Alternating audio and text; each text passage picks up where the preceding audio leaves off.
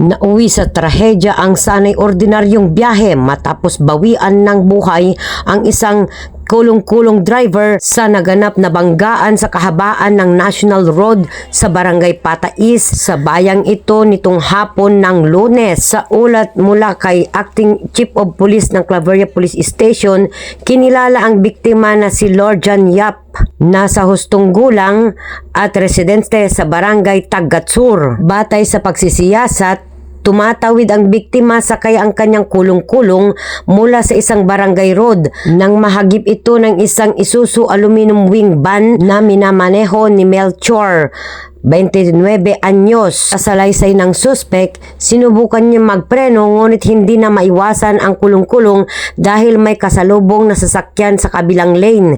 Sa lakas ng impact, nakaladkad pa ang biktima ng halos 100 metro mula sa pinangyarihan ng insidente. Agad na rumusponde ang Rescue 41 at dinala ang biktima sa Northern Cagayan District Hospital, ngunit idineklara nitong dead on arrival ni Dr. Henry Ravelo Jr. Kasalukuyang nakapiit sa Claveria Police Station si Melchor habang inihahanda ang kakulang sakdal laban sa kanya. Samantala, nagbabala ang lokal na pulisya sa mga motorista na mag-ingat at sumunod sa traffic laws upang maiwasan ang ganitong uri ng sakuna. At yan ang mabuhay Radio Japan Worldwide sa bawat oras, sa bawat tinig.